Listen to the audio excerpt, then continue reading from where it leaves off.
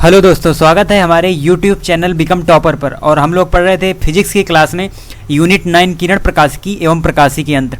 तो जो theoretical portion था इस यूनिट का वो हमारा ऑलरेडी कंप्लीट हो चुका था और हम लोग न्यूमेरिकल सॉल्व कर रहे थे इस यूनिट के। तो हमने 9 नंबर तक न्यूमेरिकल सॉल्व कर लिए थे और आज देखते हैं उसके आगे जो हमारे न्यूमेरिकल्स हैं उनको, और फार्मूले आपने लर्न कर लिए होंगे। तो देखते जाइए, हम फार्मूले भी बताएंगे यहाँ पर और जो न्यूमेरिकल्स होगा उसको भी अच्छे से सॉल्व करेंगे। तो चलिए देखते हैं आगे। हमारा जो 10 नंबर क्वेश्चन है वो है, किसी 30 सेंटीमीटर फोकस दूरी के उत्तल लेंस के संपर्क में रखे 20 सेंटीमीटर फोकस दूरी के अवतल लेंस के संयोजन से बने संयुक्त लेंस की फोकस दूरी क्या है, ये हमको निकालना है। और यह भी बताना है कि यह तंत्र अभिसारी है कि अपसारी है। अभिसारी और अपसारी के बारे में आपको पीछे बताया गया था जब यूनिट 9 में पढ़ाया गया था, जो थ्योरेटिकल पोर्शन है उसमें, कि क्या होते हैं अभिसारी लेंस और कौन से होते हैं अपसारी लेंस, और इनकी लेंसों की मोटाई की भी उपेक्षा करना है। तो ये थ्योरेटिकल पोर्शन है इसका। बाकी हमको निकालना क्या है न्यूमेरिकल में, वो निकालना है हमको यहाँ पर फोकस दूरी। तो ये संयोजन की फोकस दूरी वाला फार्मूला यहाँ पर लगेगा। तो चलिए देखते हैं। तो सबसे पहले लिख लेते हैं कि हमको क्या दिया हुआ है। तो यहाँ पर हमको दिया हुआ है उत्तल लेंस की फोकस दूरी यानी कि F1, वो हमको दी गई है यहाँ पर कितनी, 30 सेंटीमीटर। तो अब उत्तल लेंस की फोकस दूरी कैसी होती है, वो होती है धनात्मक। तो यहाँ पर हम जो साइन होंगे उनका हम विशेष ध्यान रखेंगे, क्योंकि इसी से जो आंसर है वो बदल जाएगा अगर आप इन साइंस का अच्छे से याद नहीं रखेंगे, अच्छे से ध्यान नहीं रखेंगे। तो उत्तल लेंस की फोकस दूरी हम लेंगे, वो लेंगे धनात्मक, तो प्लस का 30 सेंटीमीटर। ये हुई हमारी उत्तल लेंस की फोकस दूरी। और हमको दी हुई है F2 यानी कि अवतल लेंस की फोकस दूरी, जो कि है 20 सेंटीमीटर। लेकिन अवतल लेंस की फोकस दूरी होती है ऋणात्मक, तो हम इसको -20 सेंटीमीटर लेंगे। और अब संयोजन का फॉर्मूला हमने पढ़ा है पीछे, 1/f बराबर 1/f1 प्लस 1/f2। और दोनों फोकस दूरियों के मान यहाँ पर हम रख देंगे। तो 1/30 और -1/20, क्योंकि जो 20 है वो हमारा माइनस में है। तो आगे हम यहाँ पर कर लेंगे 60 और 2 -3, तो ये हो जाएगा -1/60। तो f आ गया हमारा -60 सेंटीमीटर। तो जो न्यूमेरिकल वैल्यू हमारी आई वो कितनी आई, वो आई 60 सेंटीमीटर। और जो यहाँ पर माइनस ऋणात्मक जो चिन्ह आ रहा है, इससे ये पता चलता है कि ये जो लेंस है वो अवतल लेंस है। यानी जो वहाँ हमसे जो क्वेश्चन पूछा गया था थ्योरेटिकल पोर्शन में कि यह तंत्र कैसा होगा, अपसारी की अपसारी, तो यह तंत्र होगा अपसारी। यानी कि हमने ये कैसे पता किया, तो हमने ऐसे पता किया कि हमको जो आंसर मिला वो हमको ऋणात्मक मिला। तो ऋणात्मक मतलब अवतल लेंस, अवतल लेंस का मतलब उसे ही कहते हैं हम अपसारी लेंस। तो ये हो गए, इसकी जो प्रकृति थी वो होगी अपसारी लेंस यानी कि अवतल लेंस। तो चलिए देखते हैं अगला नंबर क्वेश्चन, यानी कि 11 नंबर क्वेश्चन क्या कह रहा है। तो किसी संयुक्त सूक्ष्मदर्शी में 2 सेंटीमीटर फोकस दूरी का अभिदृश्यक लेंस और 6.25 सेंटीमीटर फोकस दूरी का नेत्रिका लेंस एक दूसरे से 15 सेंटीमीटर की दूरी पर लगे हैं। किसी बिंब को अभिदृश्यक से कितनी दूरी पर रखा जाए कि अंतिम प्रतिबिंब। यहाँ पर 2 क्वेश्चन दिए हुए हैं। नंबर ए, स्पष्ट दृष्टि की अल्पतम दूरी तथा अनंत पर बने। बी नंबर क्वेश्चन है वो कह रहा है अनंत पर बने। दोनों स्थितियों में सूक्ष्मदर्शी की आवर्धन क्षमता हमको ज्ञात करनी है, यानी कि m निकालना है यहाँ पर।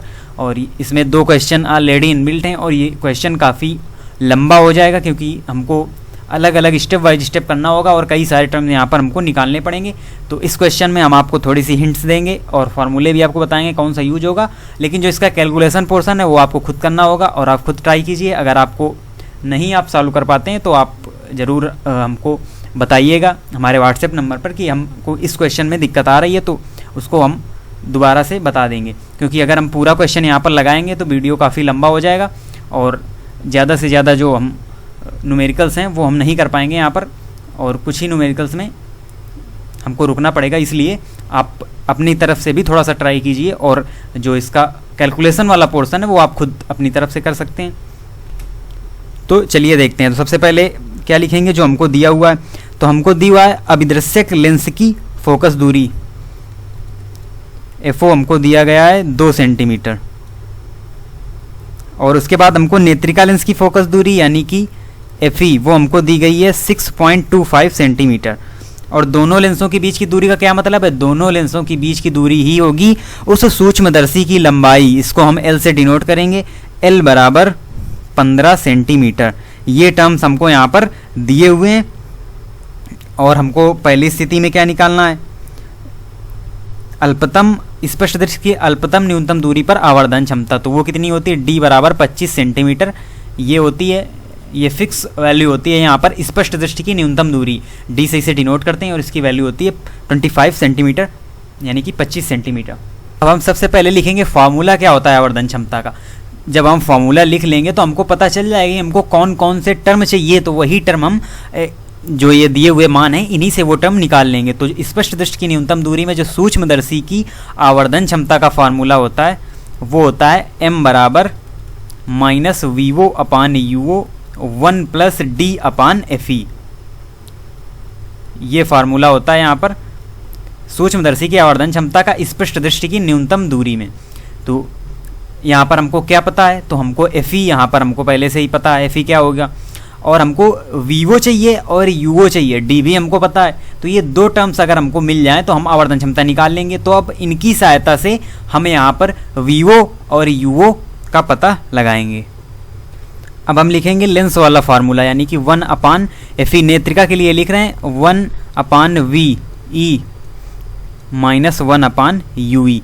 तो यहाँ फिर हमको क्या एफ ई पता है पहले से, और वी ई जो होगा ये होगा हमारा 25 सेंटीमीटर, वो भी माइनस का, क्योंकि हमको पहली स्थिति में निकालना है यानी कि ये 11 का ए नंबर क्वेश्चन है, हम पहले सॉल्व कर रहे हैं। तो इसीलिए हम यहाँ पर वी ई बराबर माइनस 25 सेंटीमीटर ले लेंगे, और यहाँ पर 1 अपान 6.25 माइनस 2.5 माइनस 1 अपान यू ई, और इधर जब हम यू ई का मान निकालेंगे तो 1 अपान यू ई बराबर माइनस का 1 अपान 5 आ जाएगा, यानी कि यू ई का मान कितना आ गया माइनस 5 सेंटीमीटर।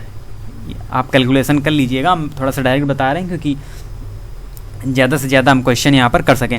तो यू ई हमारा आ गया माइनस 5 सेंटीमीटर, और हमको यहाँ पर क्या दिया हुआ है, हमको दिया हुआ है जो सूक्ष्मदर्शी की लंबाई है वो। तो सूक्ष्मदर्शी की लंबाई का सूत्र क्या होता है स्पष्ट दृष्टि की न्यूनतम दूरी में, तो वो होता है यहाँ पर L बराबर वीवो प्लस यू ई, और हमने ऊपर फार्मूला देखा था जो सूक्ष्मदर्शी की आवर्धन क्षमता का, तो हमको चाहिए था क्या वीवो मिल जाए और यूओ मिल जाए। तो यहाँ पर ये फार्मूला होता है सूक्ष्मदर्शी की लंबाई का।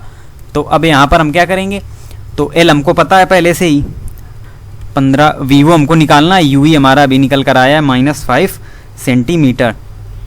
तो वीवो आ जाएगा हमारा 15 माइनस 5, तो वीवो आ जाएगा 10 सेंटीमीटर। अब हमको वीवो भी पता चल गया, अब हमको क्या निकालना है, अब हमको केवल निकालना है यूओ, यूओ निकालना है। तो फिर हम लेंस वाला फार्मूला लगाएंगे यानी कि 1 अपान एफ ओ बराबर 1 अपान वीवो माइनस 1 अपान यूओ, और यहाँ से जब हम एफ ओ हमको पता है ऊपर दिया हुआ है, वीवो भी हमने निकाला ये वाला, तो हम यहाँ से यूओ निकाल लेंगे जो कि आएगा यहाँ पर, जब आप कैलकुलेशन करेंगे तो ये माइनस 2.5 सेंटीमीटर आ जाएगा। यहाँ पर यू हमको यूओ पता हो गया, वीवो पता हो गया। तो अब हम डायरेक्ट फार्मूला लगा देंगे ऊपर जो हमने लिखा हुआ है वही वाला, यानी कि m बराबर माइनस वीवो अपान यूओ 1 plus D upon F E, यही फार्मूला लगा देंगे। सभी टर्म्स हमको यहाँ पर पता है, तो माइनस वीवो हमने निकाला 10 और यूओ यहाँ पर निकाला हमने माइनस 2.5, और 1 प्लस डी दिया हुआ है 25 और एफ ई दिया हुआ है 6.25। तो m बराबर यहाँ पर दशमलव हम हटाएंगे तो ऊपर एक जीरो बढ़ जाएगा और 4 हो जाएगा यहाँ पर, और इधर से जब इधर काट देंगे हम 1 प्लस 4 यहाँ आएगा यानी कि माइनस 20। आवर्धन क्षमता कोई मात्रक होता नहीं है, तो माइनस 20 आ गई आवर्धन क्षमता हमारी। तो आपने देखा किस तरह से हमने अलग अलग जो फॉर्मूलों का यूज करते हुए लास्ट में क्वेश्चन का जो आंसर है वो हमको मिला है। काफ़ी लॉन्ग सवाल ये हो जाता है। तो जो इसका बी नंबर क्वेश्चन है, हम देखते हैं पहले बी नंबर जो इसका क्वेश्चन है कि हमने ये तो निकाल लिया स्पष्ट दृष्टि की अल्पतम दूरी पर जो आवर्धन क्षमता थी वो, और बी नंबर पर क्या है जब अनंत पर बने, तो यहाँ पर आपने जो ये वी ली थी, यानी कि ये जो हमने वी ऊपर ली थी क्या माइनस 25 सेंटीमीटर, ये जो हमने वी ली थी माइनस 25 सेंटीमीटर। तो जब हम बी नंबर क्वेश्चन सॉल्व करेंगे तो हम क्या करेंगे, हम वी ले लेंगे यहाँ पर अनंत, क्योंकि प्रतिबिंब बन रहा है कहाँ पर अनंत पर। तो प्रतिबिंब तक की दूरी ही होती है v, तो v हम लेंगे यहाँ पर इन्फिनेटिव, और सेम एज इट इज़ इसी तरह से जो इसका b नंबर पार्ट है वो भी आपको करना है, तो आप इसी तरह से कर लेंगे, सेम टू सेम इसी प्रकार से लगेगा। केवल आपको याद रखना है कि आपको v की जगह वहाँ पर अनंत रखना है, इन्फिनेटिव रखना है, तो आप कर सकते हैं बिल्कुल, और आप करिएगा। अगर नहीं आता है तो आप ज़रूर हमसे पूछिएगा। चलिए देखते हैं अगला क्वेश्चन। देखते हैं अगला क्वेश्चन नंबर 12। तो क्या कह रहा है, 25 सेंटीमीटर के सामान्य निकट बिंदु का कोई व्यक्ति ऐसे संयुक्त सूक्ष्मदर्शी जिसका अभिदर्शक 8 mm फोकस दूरी तथा नेत्रिका 2.5 सेंटीमीटर फोकस दूरी की है का उपयोग करके अभिदर्शक से 9 mm दूरी पर रखे बिंब को सुस्पष्ट फोकसित कर लेता है। दोनों लेंसों के बीच पृथक्कन दूरी क्या है और सूक्ष्मदर्शी की आवर्धन क्षमता क्या है। दो क्वेश्चन पूछे गए, हमको क्या निकालना है, दोनों लेंसों के बीच की जो पृथक्कन दूरी है वो हमको निकालनी है। पृथक्कन दूरी का क्या मतलब है, कितना खिसकाना पड़ेगा, तो उसी जो सूक्ष्मदर्शी की लंबाई होती है उसी से रिलेटेड फॉर्मूला ही हमको यहाँ पर लगाना होगा, यानी सूक्ष्मदर्शी की लंबाई का ही फॉर्मूला हमको यहाँ पर यूज करना है। और 25 सेंटीमीटर के सामान्य निकट बिंदु का क्या मतलब है, यानी कि हमको जो फार्मूले लगाने हैं वो स्पष्ट दृष्टि की न्यूनतम दूरी वाले फार्मूले यहाँ पर यूज करना है। तो चलिए देखते हैं किस प्रकार से ये लगेगा। तो चलिए सबसे पहले लिख लेते हैं कि क्या क्या हमको दिया हुआ है। तो हमको दिया हुआ है FO यानी कि अभिदर्शक की फोकस दूरी 8 mm। ध्यान देना है आपको, अगर आप C और M में हल्का सा अगर आप नहीं देख पाए तो आप क्वेश्चन गलत कर बैठेंगे उसी जगह। तो आपको ध्यान रखना है जो यूनिट दी गई है वो किस में दी गई है, मीटर, सेंटीमीटर, mm, उसको एक ही मात्रक में हम चेंज कर लेंगे, एक ही यूनिट में चेंज कर लेंगे, जिससे कि हमको क्वेश्चन करने में आसानी हो। और दिया हुआ है FE, ये दिया हुआ है 25 सेंटीमीटर यानी कि 2.5 सेंटीमीटर दिया हुआ है। तो देखिए जो नेत्रिका की फोकस दूरी है वो इसने दे दी सेंटीमीटर में और अभिदर्शक की दे दी mm में। हमको एक ही यूनिट में चेंज करना होगा, तो हम यहाँ पर mm में इसको भी चेंज कर लेंगे, क्योंकि हमारा जो उद्देश्य होगा ये होगा कि हमको डेसिमल सॉल्व ना करना पड़े कैलकुलेशन में। तो हम इसको सिंपल सा बना लेंगे 25 mm, क्योंकि 10 का मल्टीप्लाई किया जाता है जब सेंटीमीटर को mm बनाते हैं। और UO दिया हुआ है यानी कि जो अभिदर्शक से 9 mm दूरी पर 9 mm दूरी पर रखे बिंब को सुस्पष्ट फोकसित कर लेता है।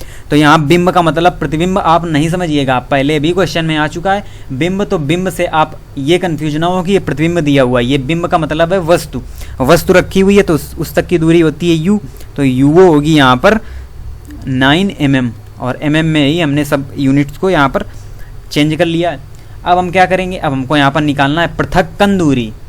आपको कंफ्यूज नहीं होना है, पृथक्कन दूरी, सूक्ष्मदर्शी की लंबाई, दो लेंसों के बीच की दूरी, ये सभी का मतलब सिर्फ और सिर्फ यही होता है कि हमको सूक्ष्मदर्शी की लंबाई निकालना है। तो यहाँ पर पहले हम फार्मूला जरूर लिख लेंगे कि हमको क्या निकालना है, और जब हम वो फार्मूला यहाँ पर लिख लेंगे तो हमको ये पता चल जाएगा कि हमको कौन कौन से टर्म चाहिए, क्योंकि यहाँ पर कई सारे टर्म्स का यूज होता है। जब सूक्ष्मदर्शी हो या दूरदर्शी हो तो FO FE तो काफ़ी सारा कन्फ्यूजन क्रिएट होता है। तो हम सबसे पहले फार्मूला लिख लेंगे यहाँ पर। तो फार्मूला क्या होगा, तो स्पष्ट दृष्टि की न्यूनतम दूरी के लिए यहाँ पर सबसे पहले जो पृथक्कन दूरी यानी कि सूक्ष्मदर्शी की लंबाई, पृथक्कन दूरी को हम डिनोट करते हैं किससे, I से। आप L ही लीजिए क्योंकि L ही हमने फार्मूले में भी पढ़ा है। तो L बराबर क्या होगा, VO प्लस UV। और दूरी कभी भी ऋणात्मक नहीं हो सकती, इसलिए आप इसको मॉड में भी ले सकते हैं कि अगर ये माइनस वैल्यू आए तो हम इसको प्लस ही मानेंगे, क्योंकि दूरी कभी भी ऋणात्मक नहीं होती है। तो ये पृथक्कन दूरी का फार्मूला हो गया। और आवर्धन क्षमता का हमने पीछे भी क्वेश्चन में पढ़ा था, माइनस VO अपान UO 1 प्लस D अपान FE। तो ये हो गया आवर्धन क्षमता सूक्ष्मदर्शी की। अब हमको देखिए क्या चाहिए, हमको पता है क्या FE FO, तो FE चाहिए तो FE पता है, D पता है, और हमको VO चाहिए और UO हमको ऑलरेडी पता है यहाँ पर। और सबसे पहले हम निकालते हैं क्या, UO निकालते हैं, VO निकालते हैं, UO हमको पता है ऑलरेडी। तो चलिए अब देखते हैं। तो हम यहाँ पर लगाएंगे लेंस वाला फार्मूला, VO चाहिए तो 1 अपान FO बराबर 1 अपान VO माइनस 1 अपान UO। और यहाँ से हमको जो मिलेगा वो मिलेगा 1 अपान VO बराबर, हम इधर इसका पक्षांतर कर देंगे, 1 अपान 8 माइनस 1 अपान 9 बराबर 1 अपान 72। तो VO क्या मिल गया हमको, 72 सेंटीमीटर। सॉरी ये सेंटीमीटर नहीं mm होगा, क्योंकि ऊपर सारी यूनिट्स mm में ही हमने ली हुई हैं। ठीक है। तो यहाँ पर हमको mm में मिल गया कितना 72 mm। अब पृथक्कन दूरी निकालने के लिए यानी कि L निकालने के लिए हमको VO तो मिल गया, लेकिन हमको UE भी चाहिए, यानी नेत्रिका की जो नेत्रिका से जितनी दूरी पर वस्तु रखे UE हमको चाहिए। और UE हमको कैसे मिलेगा, जब हम वो फार्मूला लगाएंगे 1/FE 1/VE। तो VE कैसे मिलेगा, तो VE का मतलब है कि कहाँ पर प्रतिबिंब बन रहा है, तो प्रतिबिंब बन रहा है स्पष्ट दृष्टि की न्यूनतम दूरी पर। तो VE हम अपने आप से मान लेंगे जैसे हमने माना था। तो ये B नंबर पार्ट है उसका, यानी कि दूसरा क्वेश्चन हम कर रहे हैं इस तरह से। तो दूसरा नहीं वही वाला है। तो VE बराबर हम यहाँ पर ले लेंगे -25 सेंटीमीटर होता है, लेकिन इसको भी mm में चेंज कर लेंगे तो माइनस का 250 mm हो जाएगा VE। और अब हम फार्मूला लगाएंगे वही अपना 1/FE बराबर 1/VE माइनस 1/UE। और हमको क्या निकालना है, हमको निकालना है UE। तो UE यहाँ से आ जाएगा, कैलकुलेशन आप कर लेंगे तो UE आ जाएगा mm, और इसका जब हम डिवाइड करेंगे तो आ जाएगा ये यहाँ पर माइनस का 22.7 mm। तो हमको UE पता चल गया यहाँ पर और VO पता है, तो हम यहाँ पर क्या निकाल लेंगे, पृथक्कन दूरी। तो अब हम फार्मूले में वैल्यू रखते हैं पृथक्कन दूरी, यानी कि L बराबर क्या होगा, मॉड में ही हमको लेना है। VO कितना निकला है हमारा 72 प्लस। और अगर आपको ये नहीं पता कि दूरी ऋणात्मक कभी नहीं होती है और आपने अगर सूक्ष्मदर्शी की लंबाई वाला फार्मूला यहाँ पर लगा दिया, तो आप ये देखिए माइनस में हमारा UE निकला है, तो आप माइनस रख देंगे तो आंसर उसी जगह से गलत हो जाएगा।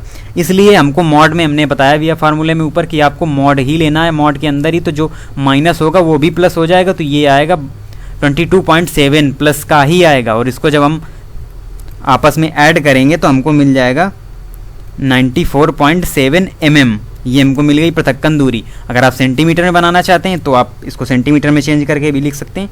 और आवर्धन क्षमता का इसी फार्मूले से, ये जो फार्मूला दिया हुआ है इसी में सभी मान हमको पता हो गए हैं, VO UO और 1+D/FE सभी मान पता है। तो हम आवर्धन क्षमता का मान यहाँ से आपको निकालना है और आप यहाँ से आवर्धन क्षमता का मान निकाल लेंगे। और हमने पीछे वाले क्वेश्चन में अभी आवर्धन क्षमता निकाली भी है सूक्ष्मदर्शी की, तो उसी प्रकार से आपको केवल यहाँ पर वैल्यू पुट करनी है सभी टर्म्स की, तो आप वो कर सकते हैं। पृथक्कन दूरी थोड़ा सा नया वर्ड था और नए टाइप का एक क्वेश्चन था, तो हमने आपको उसका आंसर निकाल के बता दिया। तो आपको इसी तरह से करना है, तो आप ज़रूर इसको करने का ट्राई कीजिएगा। अब देखते हैं अगला क्वेश्चन है यहाँ पर, जो कि है 13 नंबर।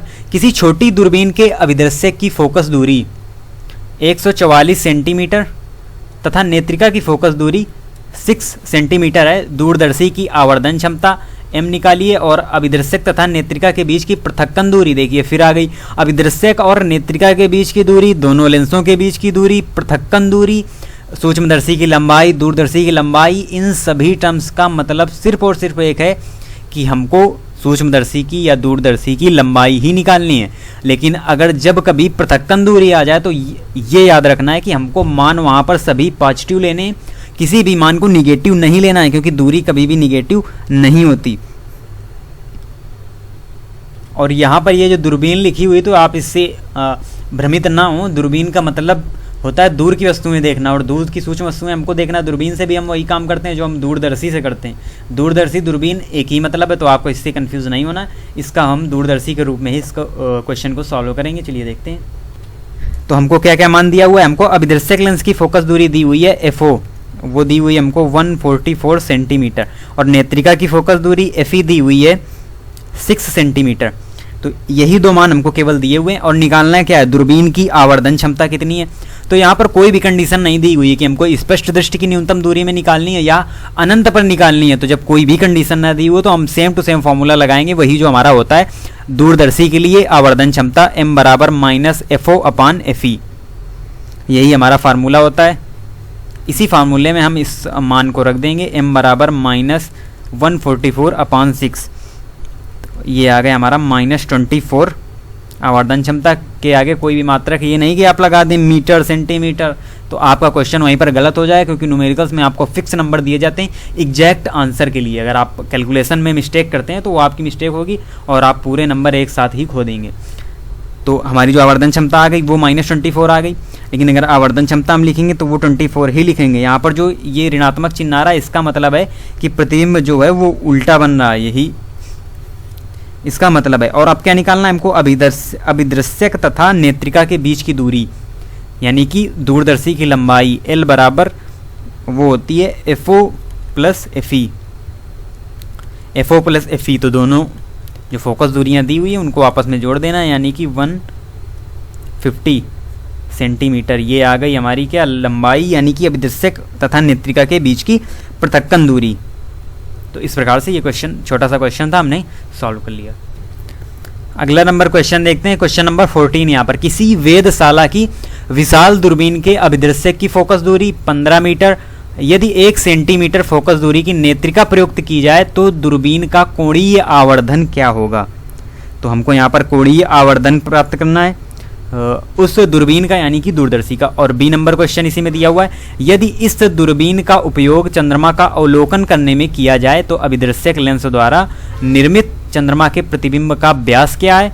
चंद्रमा का व्यास इतना तथा चंद्रमा की कक्षा की त्रिज्या इतनी दी हुई है। तो ये जो बी नंबर है ये काफ़ी इंपॉर्टेंट क्वेश्चन है, थोड़ा सा हटके, इसका जो फॉर्मूला है वो भी हमने पीछे नहीं पढ़ा हुआ है, तो हम अच्छे से सॉल्व करेंगे, इसको अच्छे से समझेंगे बी नंबर क्वेश्चन को। और ए तो काफ़ी ईजी है, उसको पहले बता देते हैं। तो चलिए देखते हैं क्या क्या हमको दिया हुआ है। तो हमको सबसे पहले दिया हुआ है अभिदृश्यक की फोकस दूरी FO 15 मीटर और FE दी हुई है हमारी 1 सेंटीमीटर। हम एक बार फिर आपको बता रहे हैं कि आपको ये याद रखना है कि किसमें दी हुई है दूरी, किसमें दी हुई है, क्योंकि एक लेंस की दूरी वो दूसरे मात्रक में दे देता है और एक लेंस की दूरी दूसरे मात्रक में। तो 1 सेंटीमीटर को बदलेंगे 1 × 10⁻⁻2 मीटर, इसको भी हम मीटर में चेंज कर लेंगे। तो चलिए अब कोणीय आवर्धन निकालते हैं, यानी कि, और हमको निकालना क्या है, हमको निकालना है कोणीय आवर्धन। और कोणीय आवर्धन का क्या मतलब है, कोणीय आवर्धन का मतलब है कि वही हमको यहाँ पर, और ये नंबर कौन सा है, ये नंबर है 14 का ए नंबर। ए नंबर क्वेश्चन क्या कह रहा है, कोणीय आवर्धन यानी कि m बराबर -FO/FE, ये निकालेंगे तो क्या होगा 15/1 × 10⁻⁻², यानी कि माइनस का 1500, ये निकलेगा हमारा कोणीय आवर्धन या आवर्धन क्षमता, इसे ही कहते हैं। दोनों सेमी नाम है और सेमी फार्मूला यहाँ पर लगेगा। अब इसका जो बी नंबर है वो हम सॉल्व करते हैं। तो बी नंबर में क्या है, अभिदृश्यक लेंस द्वारा बने चंद्रमा के प्रतिबिंब का व्यास d है। तो यहाँ पर प्रतिबिंब द्वारा बनाया गया कोण, ये जो दर्शन कोण वाला हमने आपको पीछे पढ़ाया था, दर्शन कोण सूक्ष्मदर्शी वाले चैप्टर में, तो उसी फार्मूले से बना हुआ ये फार्मूला है, तो उसी फार्मूले का यूज होगा यहाँ पर। तो हम ले लेंगे थीटा बराबर, ये बना हुआ कोण है थीटा d/f0, d यहाँ पर व्यास है चंद्रमा का और FO हमको 15 दिया हुआ है, और इसको अब मान लेंगे समीकरण नंबर 1। और बी नंबर में हमको निकालना क्या है, तो हमको निकालना है अभिदृश्यक लेंस द्वारा निर्मित चंद्रमा के प्रतिबिंब का व्यास। तो ये जो यहाँ पर d दिया हुआ है ये अभिदृश्यक लेंस द्वारा निर्मित चंद्रमा के प्रतिबिंब का व्यास ही है, और ऑलरेडी हमको एक व्यास दिया गया है जो कि चंद्रमा का व्यास है, तो उसका भी आगे हम यूज करके समीकरण नंबर 2 यहाँ पर बनाएंगे। तो अब जो बनने वाला कोण है यानी कि थीटा बराबर वो होगा चंद्रमा का व्यास जो हमको ऑलरेडी दिया हुआ है, व्यास बटे त्रिज्या, ये बना हुआ कोण होता है, यानी कि दूरदर्शी से चंद्रमा की दूरी या चंद्रमा की कक्षा की त्रिज्या दी हुई है वही होगी दूरी, यानी 3 पॉइंट, तो वो पहले हम लिख लेते हैं, यानी कि दूरी। व्यास हमको कितना दिया हुआ है 3.48 × 10⁻6 अपान 3.8 × 10⁸, ये हमको दिया हुआ है, ये ऑलरेडी हमको क्वेश्चन में दिया हुआ है चंद्रमा का व्यास और कक्षा की त्रिज्या। तो इससे हम बना लेंगे समीकरण नंबर 2, और समीकरण 1 और 2 से हम देखते हैं कि जो थीटा है वो दोनों ओर बराबर है, इसीलिए हम जो राइट साइड है उसको भी बराबर कर सकते हैं, यानी कि d/15 बराबर 3.48 × 10⁻6 अपान 3.8 × 10⁸। अब इसको हम सॉल्व कर लेंगे तो हमारा d का जो मान आ जाएगा, d का जो मान होगा वही होगा हमारा अभिदृश्यक लेंस से निर्मित प्रतिबिंब का व्यास, यानी कि अभिदृश्यक लेंस द्वारा निर्मित चंद्रमा के प्रतिबिंब का व्यास। तो ये आपको केवल कैलकुलेशन करनी है, हमने फॉर्मूला भी आपको बता दिया, स्टेप वाइज स्टेप कैसे हल होगा ये भी हमने बता दिया। तो आपको केवल यहाँ पर इसको सॉल्व करना है, यानी कि केवल कैलकुलेशन करना है। आप आंसर यहाँ पर निकाल सकते हैं, आंसर आप निकालिएगा, ट्राई कीजिए, अगर नहीं है तो आप बाद में पूछिएगा। अब देखते हैं अगला क्वेश्चन नंबर 15। तो क्वेश्चन नंबर 15 में क्या दिया हुआ है, दर्पण सूत्र का उपयोग करते हुए यह व्युत्पन्न करने के लिए, यानी कि ये रिलेटेड है दर्पण से रिलेटेड क्वेश्चन है ये। तो हमने आपको पहले ही बता दिया है कि जो 30% कोर्स कम किया गया है उसमें दर्पण टॉपिक को इस चैप्टर से हटा दिया गया है, इस यूनिट से हटा दिया गया है, तो उनके क्वेश्चंस भी करने का हमको कोई फ़ायदा नहीं है। बताने को तो हम बता देंगे लेकिन उससे कोई भी फ़ायदा होने वाला नहीं है, तो क्यों टाइम वेस्ट किया जाए। इसलिए हम आगे बढ़ते हैं और देखते हैं इस दर्पण वाले क्वेश्चन को यहीं पर छोड़ते हुए, क्योंकि दर्पण हमारे सिलेबस में ऑलरेडी है नहीं। अब देखते हैं क्वेश्चन नंबर 16। तो हम देखते हैं अगला क्वेश्चन यानी क्वेश्चन नंबर 16। तो आप अपनी बुक में इस क्वेश्चन को देख लीजिए, क्योंकि यहाँ पर विजुअलिटी थोड़ी सी कम है, क्योंकि काफ़ी छोटा यहाँ पर लिखा हुआ है। किसी मेज के ऊपरी पृष्ठ पर जड़ी एक छोटी पिन को 50 सेंटीमीटर ऊंचाई से देखा जाता है और 15 सेंटीमीटर मोटे आयताकार कांच के गुटके को मेज के पृष्ठ के समांतर पिन व नेत्र के बीच रखकर उसी बिंदु से देखने पर पिन नेत्र से कितनी दूर दिखाई देगा। कांच का अपवर्तनांक दिया हुआ है हमको, और क्या उत्तर गुटके की अवस्थिति पर निर्भर करता है। तो ये थ्योरेटिकल पोर्शन है जो हमसे क्वेश्चन पूछा गया है। अब बाकी हमको न्यूमेरिकल में क्या निकालना है, तो वो हमको निकालना है यहाँ पर पिन का विस्थापन कितना हुआ, विस्थापन हमको निकालना है, और हमको ऊंचाई ऑलरेडी दी हुई है, मोटाई हमको दी गई है। तो चलिए देखते हैं इसको। तो हमको यहाँ पर गुटके की वास्तविक मोटाई कितनी दी हुई है, यानी कि कैपिटल एच हमको दिया हुआ है 15 सेंटीमीटर, और एन दिया हुआ है यानी कि अपवर्तनांक 1.5। अब हमको निकालना क्या है, हम पहले निकालेंगे यहाँ से आभासी मोटाई, फिर जो हमको दी हुई है यानी कि वास्तविक मोटाई, उससे हम इसका जो विस्थापन है वो निकालेंगे। जो यहाँ पर 50 सेंटीमीटर ऊंचाई से देखा जाता है, इस दूरी का यहाँ पर सवाल से कोई लेना देना नहीं है, कोई मतलब नहीं है, तो हम उसका यूज भी नहीं करेंगे। हम यहाँ पर लगाते हैं आभासी दूरी वाला फार्मूला जो कि होता है h/n। मान रखेंगे 1.5 यानी कि आ गया 10 सेंटीमीटर। ये आ गई हमारी आभासी ऊंचाई जो हमने निकाली स्मॉल h।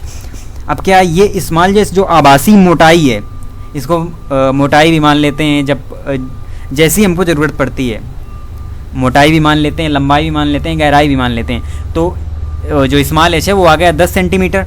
और क्या कह रहा है, पिन का विस्थापन हमको यहाँ पर निकालना है, तो हम निकालेंगे पिन का विस्थापन होगा, विस्थापन यहाँ पर होगा पिन का capital H minus small H. तो पहले ये थी 15 सेंटीमीटर, फिर 10 सेंटीमीटर, यानी कि 5 सेंटीमीटर का यहाँ पर विस्थापन हुआ, यानी कि जो ये पिन है ये हमको 5 सेंटीमीटर उठी हुई प्रतीत होगी, क्योंकि इनमें जो अंतर है यानी इसकी वास्तविक मोटाई और आभासी मोटाई में जो अंतर है वो 5 सेंटीमीटर का ही अंतर है। तो हमको ये 5 सेंटीमीटर उठी हुई प्रतीत होगी। और जो हमको हमसे थ्योरेटिकल क्वेश्चन पूछा गया था कि क्या उत्तर गुटके की अवस्थिति पर निर्भर करता है, तो जो ये उत्तर है वो गुटके की अक्ष की स्थिति पर निर्भर करता है, यानी कि जो उत्तर है वो गुटके की अक्ष की स्थिति पर निर्भर करता है।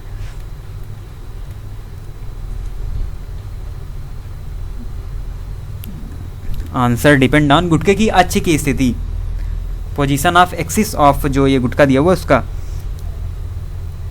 अब चलिए देखते हैं अगला क्वेश्चन। अगला क्वेश्चन है 17 नंबर, इसमें एक फिगर भी दिया हुआ है। तो 17 नंबर क्वेश्चन है, जो ये नीचे फिगर दिया हुआ है इसका इसमें अपवर्तनांक 1.68 के तंतु कांच से बनी किसी प्रकाश नलिका यानी कि लाइट पाइप का अनुप्रस्थ परिच्छेद दर्शाया गया। नलिका का बाह्य आवरण 1.44 अपवर्तनांक के पदार्थ का बना है। नलिका के अक्ष से आपतित किरणों के कोणों का परिसर, जिनके लिए चित्र में दर्शाए अनुसार नलिका के भीतर पूर्ण परावर्तन होते हैं, ज्ञात कीजिए। यानी कि क्या ज्ञात करना है, नलिका के अक्ष से आपतित किरणों के कोणों का परिसर, यानी कि हमको ये ज्ञात करना है यहाँ पर कि इसमें क्या हो रहा है, पूर्णांतरिक परावर्तन हो रहा है कि नहीं। यानी कि यहाँ पर हमको स्थिति चेक करनी है। तो जब तक हम यहाँ पर एंगल नहीं निकालेंगे, कि जो पूर्ण आंतरिक परावर्तन की जो सिचुएशन होती है उसमें ये शर्त होती है कि जो आई है वो ग्रेटर होना चाहिए, किससे, क्रांतिक कोण से ग्रेटर होना चाहिए, आई इज ग्रेटर देन सी होना चाहिए, तभी पूर्ण आंतरिक की क्रिया होगी यहाँ पर। तो हम यहाँ पर चेक करेंगे कि क्या पूर्ण आंतरिक परावर्तन होगा इसमें। तो हमको सबसे पहले एंगल निकालने होंगे अपवर्तनांक की सहायता से। हमको अपवर्तनांक यहाँ पर दिए हुए हैं, तो हम सबसे पहले उनको यहाँ पर नोट कर लेते हैं। आप फिगर अपनी बुक में देखिएगा और सॉल्यूशन यहाँ पर देखिएगा, और कुछ मान भी दिए हुए हैं जिनका हमको आगे यूज पड़ेगा, जो कि आपकी एनसीईआरटी बुक में नहीं दिए होंगे, तो आप यहाँ से नोट कर सकते हैं उनको। ये मान दिए हुए हैं, ये आपको ऑलरेडी क्वेश्चन में दिए जाएंगे जब क्वेश्चन आपके एग्जाम में आएगा। तो चलिए देखते हैं। तो यहाँ हमको दिया हुआ है वायु के सापेक्ष कांच का अपवर्तनांक, यानी कि हमको दिया हुआ है ANG बराबर 1.68, और हमको क्या दिया, वायु के सापेक्ष आवरण के पदार्थ का अपवर्तनांक हमको दिया हुआ है। तो आवरण को हम मान लेंगे यहाँ पर कवर, यानी कि C से डिनोट करेंगे, वो होगा हमारा 1.44।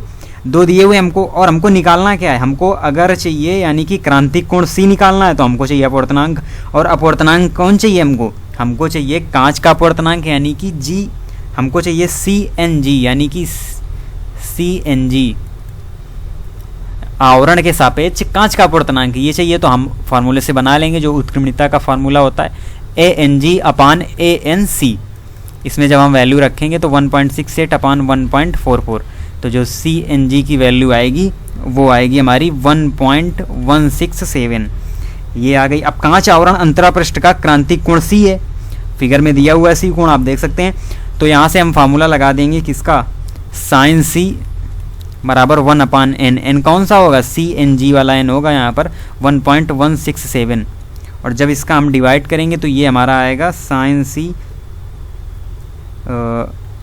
बराबर 0.8569, और हमको निकालना क्या, हमको निकालना है C, तो हम कर देंगे साइन इनवर्स 0.8569, और इसका मान हमको पहले ही वहाँ पर दिया हुआ है, हम देख सकते हैं, ये देखिए 85 करके मान दिया हुआ है, तो आपको पूरा मान दिया जाएगा, आप उस मान से भी कर सकते हैं। तो 85 यहाँ पर ले लेते हैं, तो हम वहाँ पर मान क्या दिया हुआ है, साइन 59 डिग्री, तो यानी C का जो मान आ जाएगा वो आ जाएगा 59 डिग्री, ये आ गया हमारा क्रांतिक कोण। अब हम क्रांतिक कोण तो हमने निकाल लिया, अब हमको क्या निकालना है, हमको निकालना है I। अगर हमको I पता चल जाए तो I और C में हमको रिलेशन मिल जाएगा, और अगर I ग्रेटर होगा C से तो हम ये कह सकते हैं कि इसका पूर्ण आंतरिक परावर्तन होगा। तो n हमको यहाँ पर पता है, और हम क्या निकालेंगे, हम सबसे पहले यहाँ पर R+I फिगर से देखेंगे, R+I बराबर यहाँ पर हम क्या लिख लेंगे, हम लिख लेंगे 90 डिग्री। तो R यहाँ से जब निकालेंगे तो ये होगा 90 माइनस C, यानी कि R+C यहाँ पर कर लीजिए, R+C बराबर 90 डिग्री, ये फिगर से हो जाएगा R बराबर 90 डिग्री माइनस C कितना निकला हमारा 19 डिग्री, ये होगा 31 डिग्री। R आ गया हमको, और हमको निकालना है क्या है, I और N हमको पहले से पता ही है, तो हम यहाँ पर लगाएंगे स्नेल का नियम। तो स्नेल का नियम क्या होता है, तो N हमको यहाँ पर 1.68 यानी कि कांच वाला लेना होगा, ANG लेना होगा, और साइन I/साइन R की जगह हम यहाँ पर रख देंगे साइन 31 डिग्री, और इसका मान आपको दिया जाएगा। तो साइन I अपान जो 31 डिग्री का मान होगा वो होगा हमारा क्या यहाँ पर, वो हो जाएगा 36, साइन 31 का जो मान होगा वो होगा 0.51, यानी कि हम साइन I के अपान में रख देंगे 0.51। तो जो साइन I आ जाएगा हमारा यहाँ पर, साइन I वो आ जाएगा 0.8660, इसका भी मान आपको दिया जाएगा कि ये किसका मान होता है 0.866।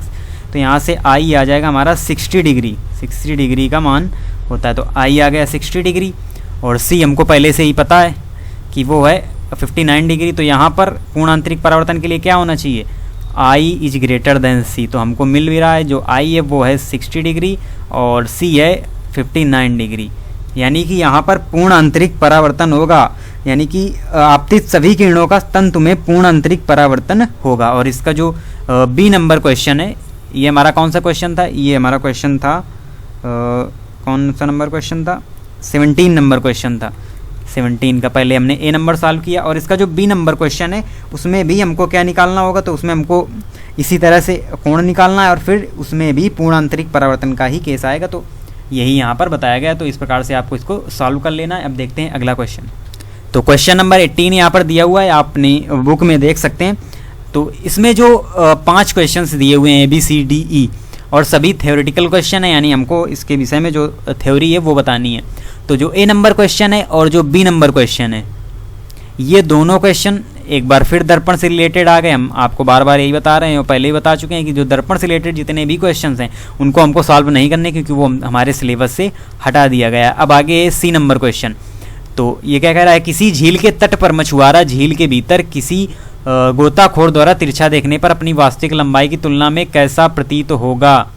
तो आप याद कीजिए, हमने जब पीछे आपको पढ़ाया था आभासी गहराई और वास्तविक गहराई, तो उसमें हमने इस क्वेश्चन को आपको पहले ही करा दिया है। तो वहाँ पर क्या होता था कि जो मछुआरा गोताखोर द्वारा तिरछा देखने पर लंबा प्रतीत होगा, क्योंकि वहाँ पर जो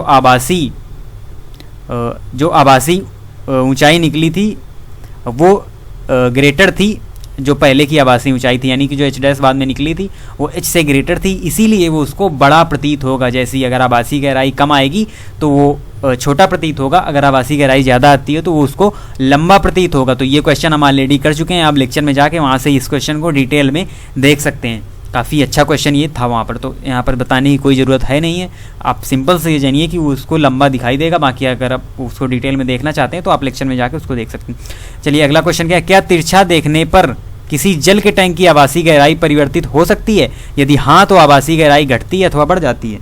तो इसका जो आंसर होगा वो ये होगा कि जो आभासी गहराई है वो परिवर्तित होगी। ऊपर वाले क्वेश्चन से ही आप समझ लीजिए कि जब हम तिरछा देखेंगे, वो जो गोताखोर था वो मछुआरे को तिरछा ही तो देख रहा था, तो जो आभासी ऊंचाई थी वो आई थी वहाँ पर ज़्यादा, इसलिए वो बढ़ी हुई प्रतीत होती थी वहाँ पर, और ये पूरी तरह परिवर्तित होगी। यानी यहाँ पर हमारा आंसर क्या होगा कि तिरछा देखने पर किसी जल के टैंक की आभासी गहराई परिवर्तित होती है। बिल्कुल सत्य बात है। यदि हाँ तो आभासी गहराई घटती है अथवा बढ़ जाती है? तो आभासी गहराई होगी जब किसी जल के टैंक की आभासी गहराई हम तिरछा देखेंगे ऊपर से तो क्या हो जाएगी, वो घट जाएगी, यानी कि घटती है। वो क्या हो जाएगी, घट जाएगी।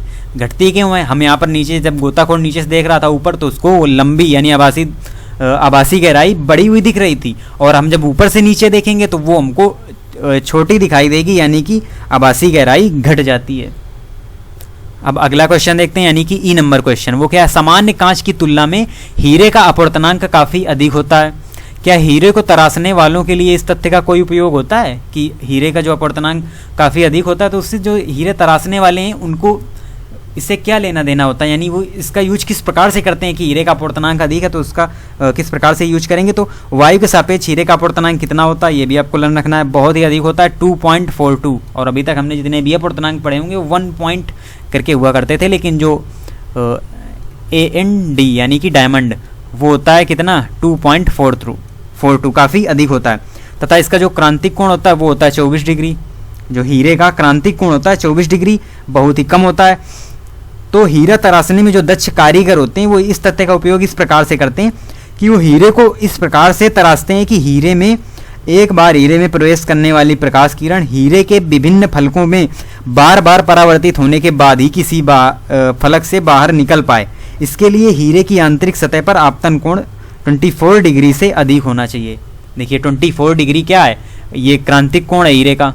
अगर आपतन कोण हम क्या रखेंगे, ग्रेटर रखेंगे सी से, 24 डिग्री से अगर हम ग्रेटर रखेंगे आपतन कोण को, तो यहाँ पर क्या होगा, पूर्ण आंतरिक परावर्तन वाली दशा होगी। तो जब हीरे में प्रवेश करेगा कोई प्रकाश प्रवेश करेगा तो वहाँ पर अंदर आई का यानी आपतन कोण का मान क्रांतिक कोण से ज़्यादा है, तो पूर्ण आंतरिक वाली वहाँ पर क्रिया होगी। और जब पूर्ण आंतरिक की क्रिया होगी तो जो प्रकाश होगा वो अंदर पूर्ण आंतरिक परावर्तित हो जाएगा, जिससे कि उसमें सभी जगह से केवल एक ही जगह से परावर्तित होने के बाद एक ही फलक से बाहर आएगा प्रकाश। तो हीरा अत्यधिक क्या दिखाई देगा, चमकीला। हीरा अत्यधिक चमकीला दिखाई देगा, और हीरे का दाम तभी अच्छा लगेगा जब वो काफ़ी चमकीला दिखाई देगा।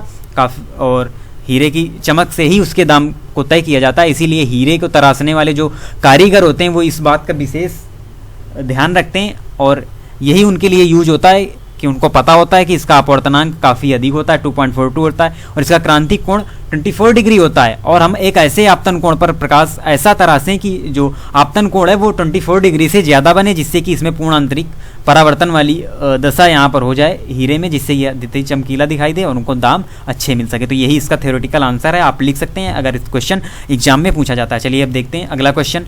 तो 19 नंबर क्वेश्चन है यहाँ पर, किसी कमरे की दीवार पर लगे विद्युत बल्ब का किसी बड़े आकार के उत्तल लेंस द्वारा 3 मीटर दूरी पर स्थित सामने की दीवार पर प्रतिबिंब प्राप्त करना है। इसके लिए उत्तल लेंस की अधिकतम फोकस दूरी क्या होनी चाहिए?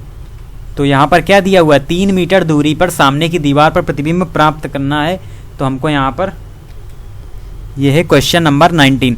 तो यहाँ पर दिया हुआ है यानी कि U+V, ये दिए हुई 3 सेंटीमीटर, यहाँ पर 3 मीटर दिया हुआ है। तो यहाँ पर हम U बराबर निकाल लेंगे 3 - V।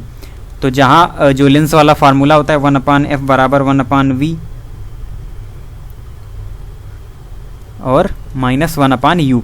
तो यहाँ पर जब हम रखेंगे तो 1/f बराबर 1/v और प्लस में 1/3 माइनस यू यहाँ पर रख देंगे।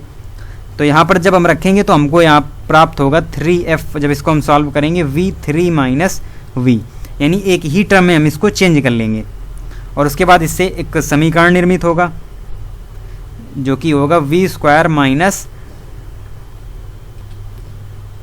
3v प्लस 3f बराबर 0। तो ये हमको द्विघात समीकरण यहाँ से प्राप्त हुआ। तो ये जो द्विघात समीकरण है, जब इसको क्या करेंगे हम, अब इसको हम इसमें लगाएंगे वो विविक्तर वाला फॉर्मूला, आपने पढ़ा होगा शायद मैथ में, B square is greater than equal to 4ac। तो इसी में ये है b यानी कि 3, ये है b, ये है a यानी इसके साथ जो गुणांक है, और ये है यहाँ पर c। तो जब हम यहाँ पर फार्मूला लगाएंगे तो क्या होगा बी स्क्वायर यानी कि 3 का स्क्वायर, ये हो जाएगा 9 इज ग्रेटर इक्वल 12f। तो f का मान क्या आ गया, f का मान आ गया 9/12 बराबर 3/4। ये यहाँ पर f का मान आ गया 3/4। और हमसे पूछा गया अधिकतम फोकस दूरी क्या होगी, यानी कि m मैक्स यहाँ पर क्या होगी 3/4 मीटर। अगर हम इसको सेंटीमीटर में बदलते हैं 3/4 इंटू 100 तो हो जाएगा 75 सेंटीमीटर, यानी जो अधिकतम फोकस दूरी आएगी वो आएगी 75 सेंटीमीटर। देखते हैं अगला क्वेश्चन जो कि 20 नंबर क्वेश्चन है। यहाँ पर क्या कह रहा है, किसी पर्दे को बिंब से 90 सेंटीमीटर दूर रखा गया। पर्दे पर किसी उत्तल लेंस द्वारा उसे एक दूसरे से 20 सेंटीमीटर दूर स्थितियों पर रखकर दो प्रतिबिंब बनाए जाते हैं। लेंस की फोकस दूरी ज्ञात कीजिए। तो ये है हमारा 20 नंबर क्वेश्चन। इसमें हमको क्या दिया हुआ है, तो हमको दिया हुआ है बिंब तथा प्रतिबिंब के बीच की दूरी, यानी पर्दे को बिंब से 90 सेंटीमीटर दूर रखा गया है। तो इसको हम मान लेते हैं a। ये फार्मूला आपकी NCERT बुक में दिया नहीं है पहले, लेकिन ये हुआ करता था। इससे डायरेक्ट आप क्वेश्चन का आंसर निकाल सकते हैं। अगर आप वैसे करेंगे तो आपको लेंस वाले फॉर्मूले लगाने पड़ेंगे, तो वो काफ़ी लॉन्ग मेथड होता है, इसीलिए हम इसका यूज करेंगे। और a बराबर 90 सेंटीमीटर यहाँ पर लिख देते हैं। फिर क्या है, लेंस की दो स्थितियों के बीच की दूरी दी हुई है कि उत्तल लेंस द्वारा उसे एक दूसरे से 20 सेंटीमीटर दूर रखा जाता है, यानी कि d बराबर दी हुई है 20 सेंटीमीटर। और एक डायरेक्ट फार्मूला होता है, आपको लर्न रखना है, सीधे आप यूज इसका कर सकते हैं। f बराबर यानी कि फोकस दूरी बराबर a square minus d square upon 4a। ये होता है विस्थापन विधि का सूत्र। विस्थापन विधि का ये सूत्र होता है। आप प्रैक्टिकल करेंगे तो उसमें इसको निकालना भी पड़ता है, प्रूव भी करना पड़ता है। तो यहाँ से हम डायरेक्ट f हमको यहाँ पर प्राप्त हो जाएगी 90 स्क्वायर, हम डायरेक्ट किए दे रहे हैं, यानी कि 8100 माइनस हो जाएगा 400 अपान 4a, यानी कि 360 इतना आ गया। ये हो जाएगा अपान 360, यानी कि कितना आ गया, हमारा फाइनल आ गया 21.4 सेंटीमीटर। ये आ गई हमारी फोकस दूरी। तो इस फार्मूले से हम बहुत ही जल्दी और बहुत ही आसानी से इस क्वेश्चन का जो आंसर है वो निकाल सकते हैं। और इसे अगर हम डिटेल में करेंगे तो हमको पहले लेंस वाला फॉर्मूला लगाना पड़ेगा, जो हमारे लिए काफ़ी लॉन्ग मेथड होगा। तो आज की क्लास यहीं तक, काफ़ी लंबा वीडियो हो गया और हमने क्वेश्चन नंबर 20 नंबर तक जो न्यूमेरिकल थे वो सॉल्व कर लिए। अब इसमें 18 क्वेश्चन बचे हुए हैं जिनको हम कल की क्लास में कवर करेंगे। तो आप इसी तरह से चैनल से जुड़े रहिए और इस क्लास से जुड़े रहिए। बहुत ही इंपॉर्टेंट न्यूमेरिकल्स हैं जो आपके लिए काफ़ी यूजफुल होंगे एग्ज़ाम के लिए। तो आप इसी तरह से पढ़ते रहिए। धन्यवाद।